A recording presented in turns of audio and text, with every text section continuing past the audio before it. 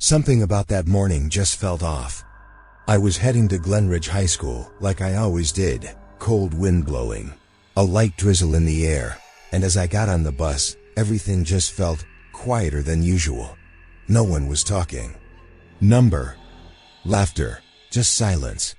Outside the window, the streets looked foggy, and everything seemed like it was moving in slow motion.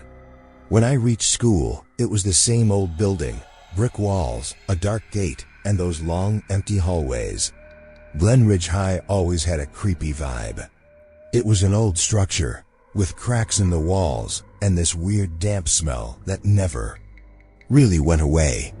I headed up to the second floor for my English class. Miss Brady was already teaching, but my eyes kept drifting toward the window.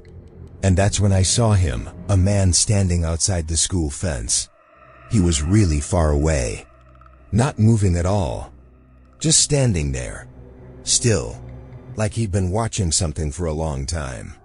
It creeped me out a little, but I figured it was probably a staff member. But the cold breeze coming in through that window, there was something about it I'd never felt before. Like the air itself had gone completely silent. I was still looking at the man when suddenly, the classroom speaker crackled to life. "This is a lockdown. Teachers, lock your doors." Miss Brady's face instantly tensed. Without saying a word, she shut the door, turned off the lights, and told all of us to sit quietly on the floor. The room fell into complete silence. There was this strange tension on everyone's faces, like we all knew this wasn't a drill. I kept staring at the door. A few minutes passed. No one said anything, but my ears were on high alert, trying to catch any sound from the hallway. That's when I noticed something, a shadow. Right under the door, it looked like someone was standing there, completely still. No knocking, no movement. Just that shadow. Frozen in place. I leaned toward Miss Brady and whispered, "Ma'am, there's someone outside." She looked at me for a second, then glanced toward the door. I could see her face change. She didn't say anything, just nodded slightly and told me to stay quiet, but she looked scared. She pulled out her phone and tried calling the principal. No signal. She kept tapping the screen, trying over and over, but the phone just read, "No service." By now, the other students were getting nervous too. Some were texting, others had their heads down. But that shadow, it was still there. Right under the door. No one said a word, but everyone was now staring at the same thing. I don't remember our class ever being that silent. A girl whispered, "Do you think someone actually broke into the school?" I didn't say anything, but my mind was already going there. If someone was inside, what about the other classrooms? Was everyone okay? But the hallway was completely silent, no footsteps, no yelling. Just this heavy, unnatural silence pressing in from all sides. And then something hit me. Something I hadn't thought about in years. About 5 years ago, a janitor died mysteriously in this same school. I think his name was Raymond, an older man who used to work late nights. One night he was found dead in the second floor hallway, the same one we were on. They said it was a heart attack, but some students claimed they saw weird stuff that night, like someone walking on the roof, or strange sounds coming from inside the walls. The school shut that story down quickly, and that whole hallway was closed off for months. But now, we were back on that same floor, and that shadow, just standing there, quiet, motionless, waiting. I started to feel really cold, even though the AC was off. And I knew this wasn't just the weather. It was something else. Something you couldn't see. But it was definitely there. Right outside our classroom door. Inside that classroom, time felt like it had stopped. The ticking of the wall clock had either gone silent, or maybe we had all just stopped listening. Ethan kept glancing toward the door every few minutes, but that shadow, it was still there, just as still, just as quiet. A few kids had started to quietly cry. Some had their heads buried in their knees like if they didn't look, maybe nothing bad would happen. Miss Brady wasn't saying anything either. Her eyes were locked on her phone screen, like she was trying to do something, anything, but was slowly realizing it wasn't working. That's when a girl, Lily, who sat in the front row, had her phone light up on its own. The screen flicked on and off by itself. No one touched it, yet the light kept glowing across the dark classroom, like it was trying to signal something else.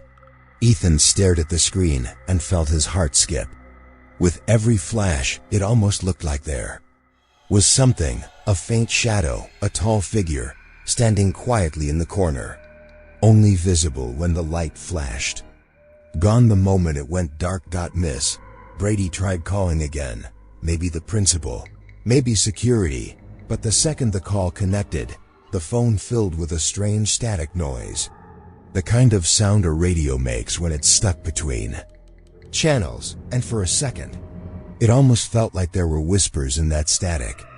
Not full words, not in a language we knew, just the feeling that someone, or something, was speaking very close to us. But not from our world. Ethan felt a chill crawl up his spine. He didn't move, no one did. Then came the softest shuffle of sound, and a crumpled piece of paper slid under the door. Every single head turned. Ethan picked it up slowly, his hands shaking. When he opened it, the entire class froze. One sentence written in jagged black ink: "Don't make a sound." He listens. In that moment, it felt like the entire room sank into one terrifying question. Who is he? And why? Is he listening?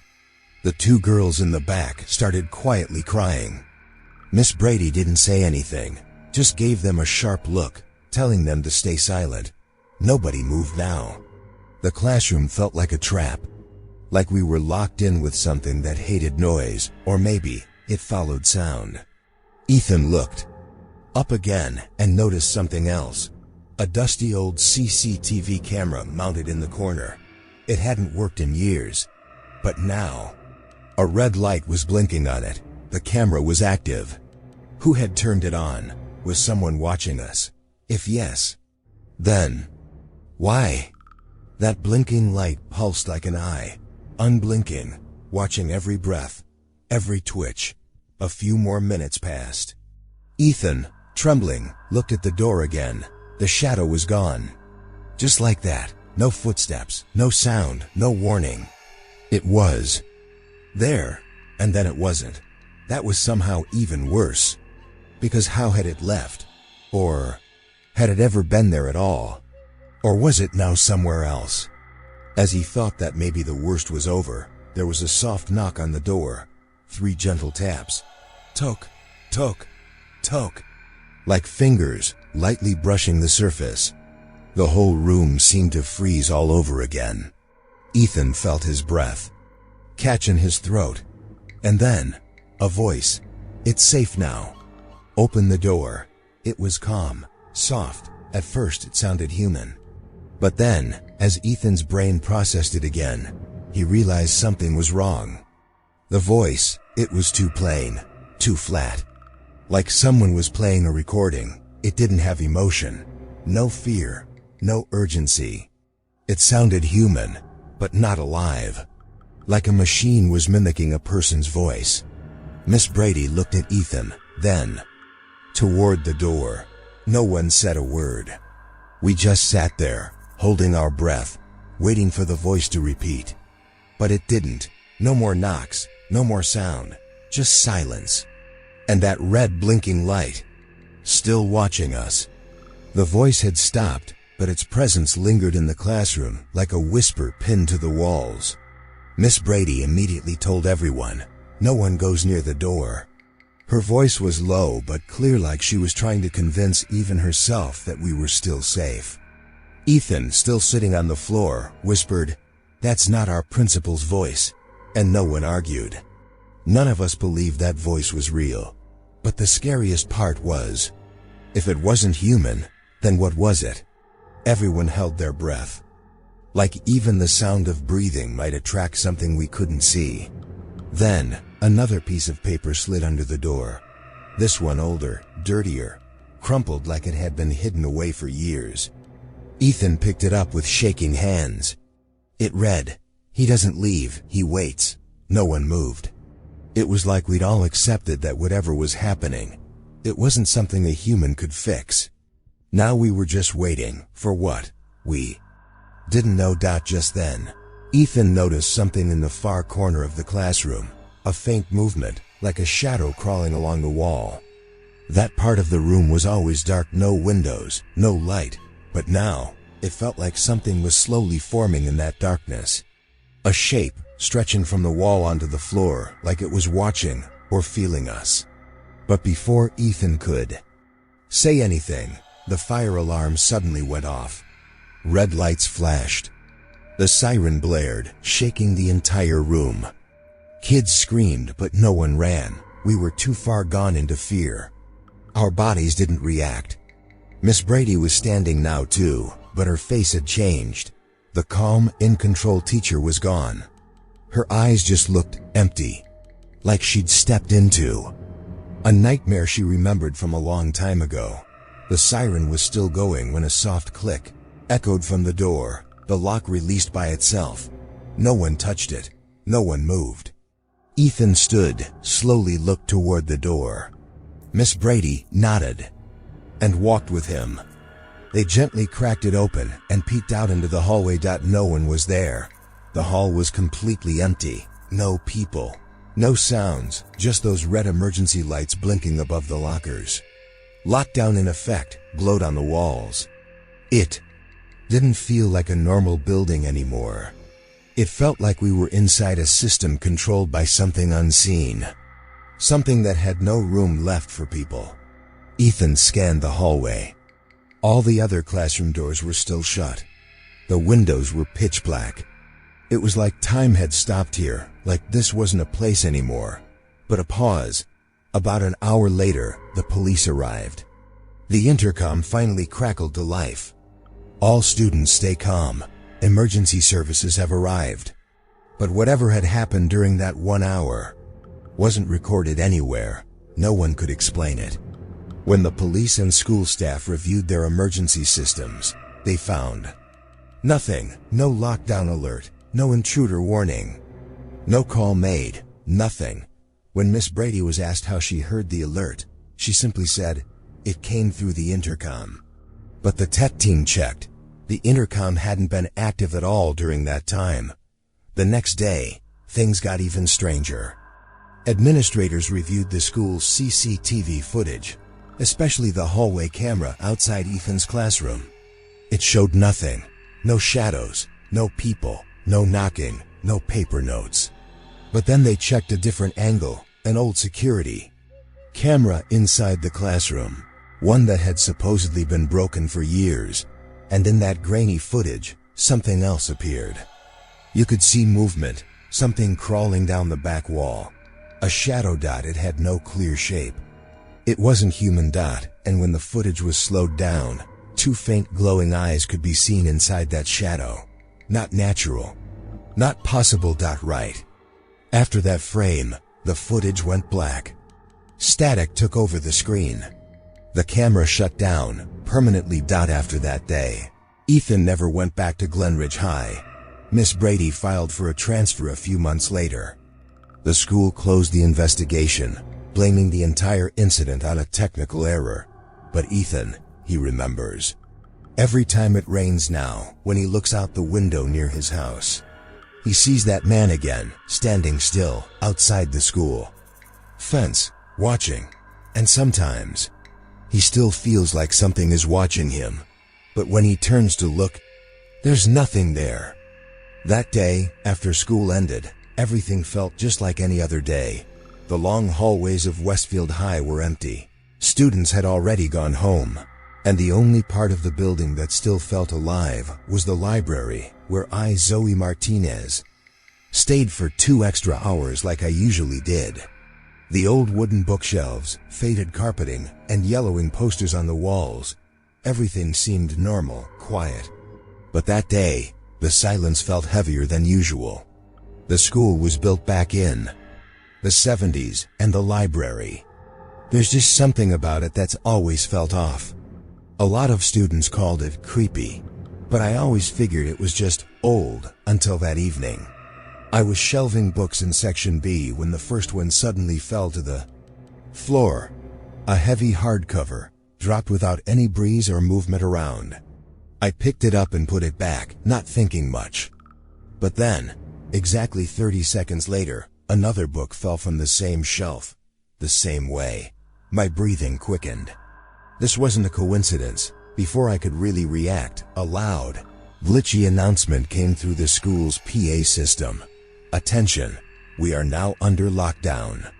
Secure all doors and stay silent. A chill ran down my spine. I was alone in the library. No staff, no students. I ran to the main entrance and locked it. Then I shut every window, one by one. But when I looked outside toward the school grounds, there was no one.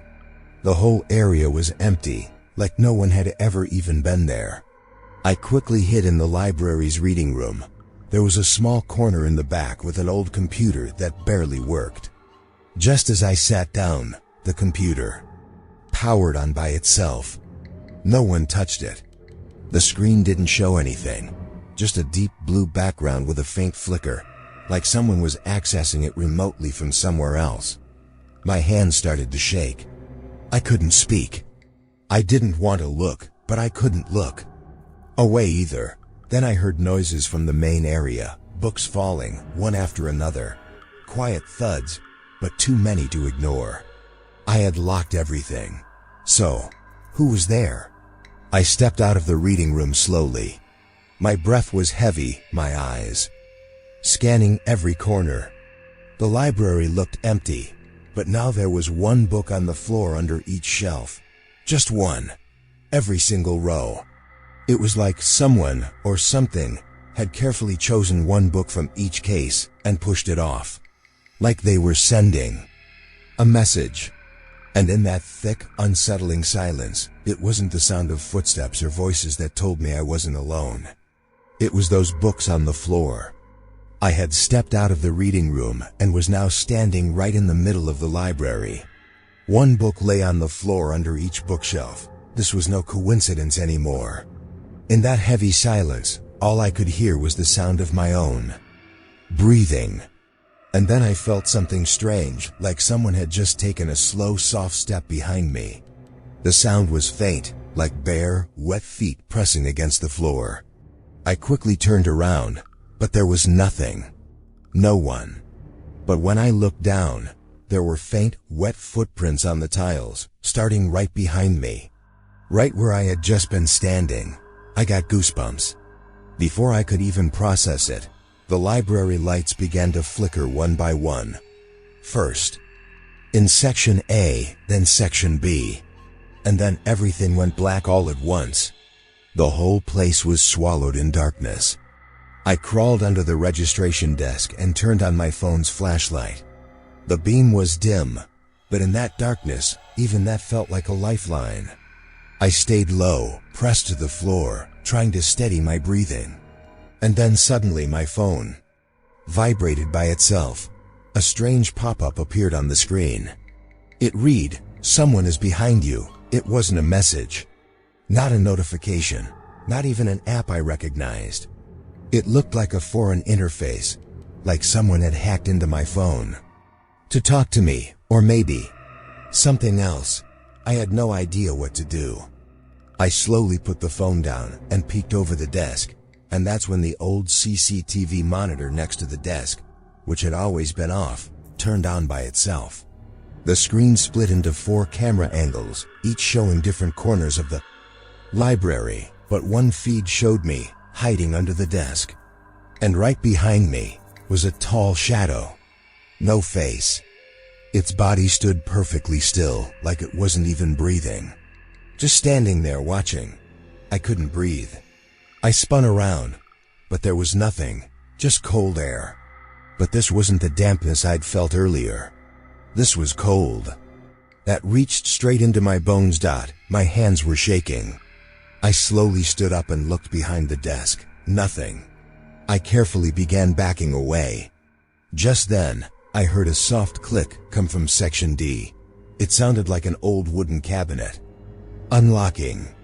That cabinet had been shut for years. It held old school records, and no one ever went near it. I moved toward it, step by step. When I reached it, I looked down at the dusty tiles. Something was scratched into the floor.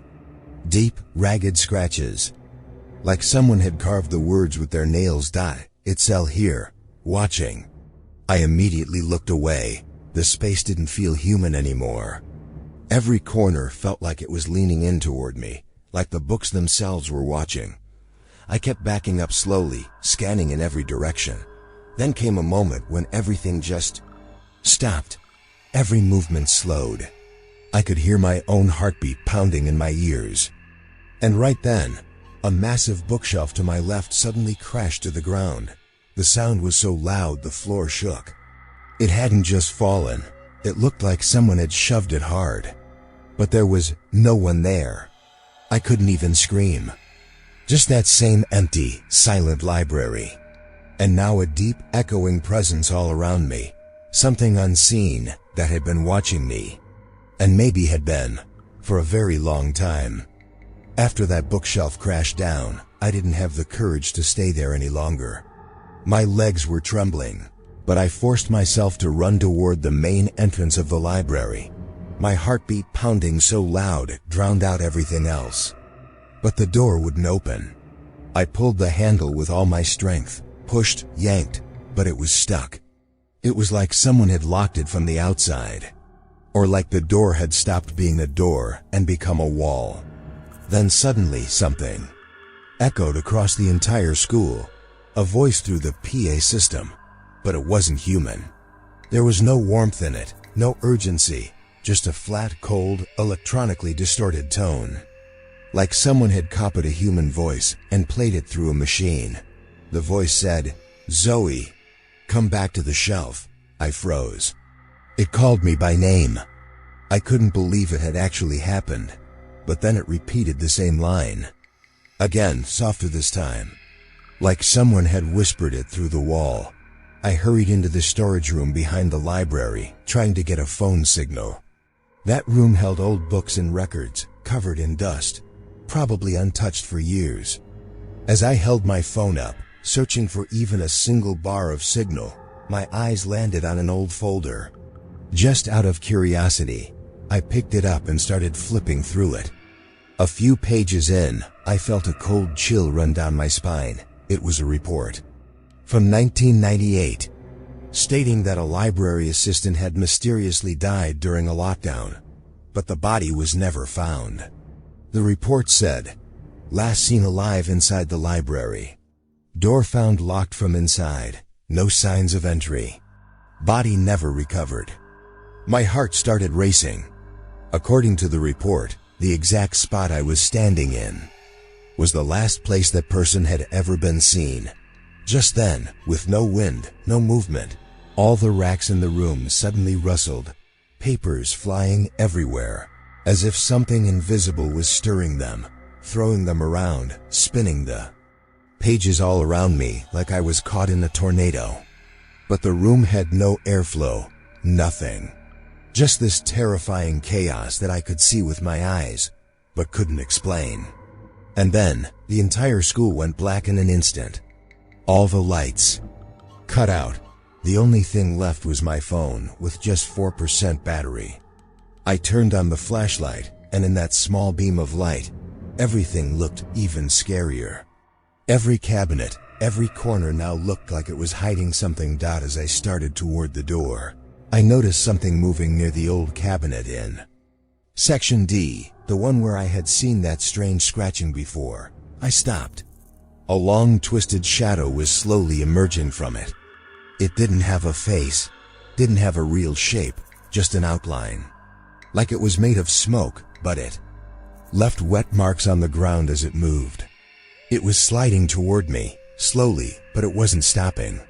I wanted to scream, but nothing came out. I just kept backing away, and then suddenly turned and ran. I tried every door, but each one was locked. Every door felt like the fear I was trying to escape.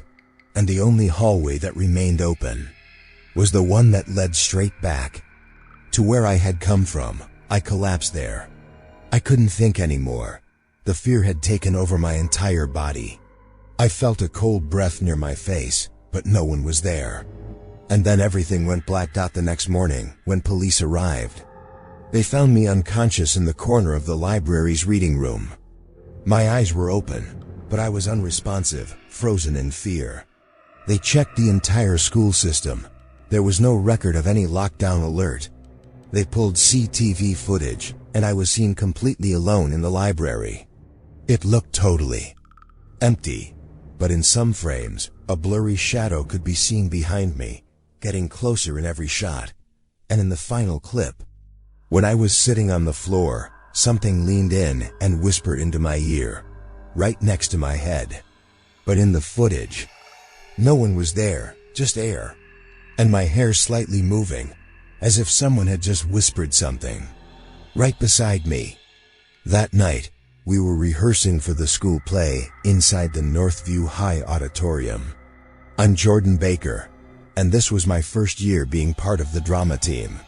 It was around 8 p.m. dark outside, and the rest of the school was completely empty. Only the lights inside the auditorium were still on, where a few friends, the director, and I were going over a scene. The vibe was tired but normal, until the director asked me to grab a box of props from the storage room behind the stage. I nodded and walked off stage toward the long backstage hallway. As soon as I stepped in, every sound, the lines, the laughter, even the hum of the lights seemed to fade. It was strangely quiet back there. The hallway felt cold and slightly damp, like the walls had been holding onto moisture from another time. As I made my way to the storage room, I suddenly heard a soft but clear announcement echo through the school's PA system, a robotic, emotionless voice. Emergency lockdown. Secure all doors. Remain silent. I stopped. Was this a drill? But there was something about the tone. It didn't feel like a joke. I turned around and ran back toward the auditorium.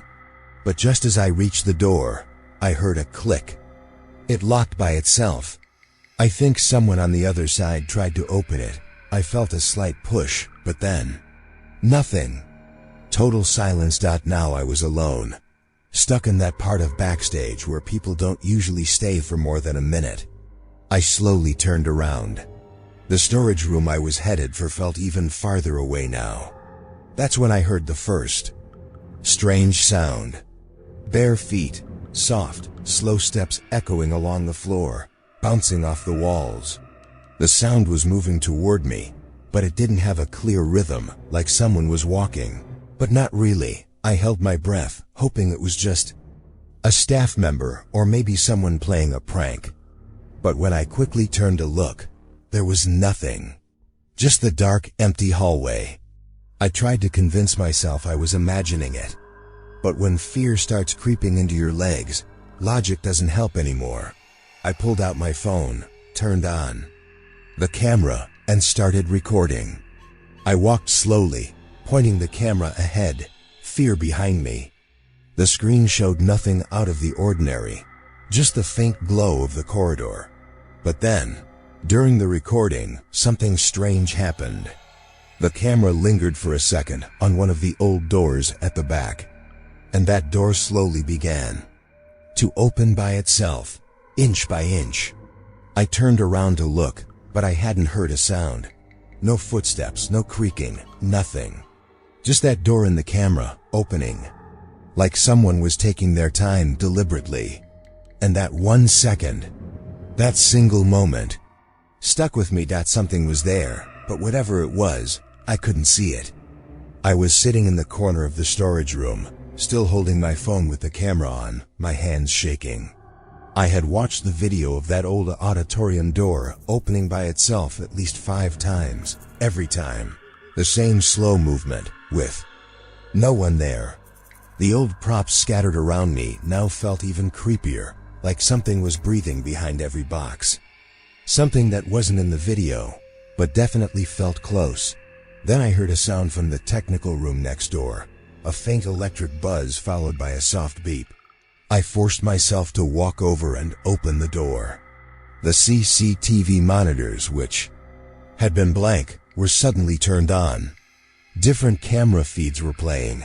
One showed me sitting in the corner with my phone, and another showed that same door opening again.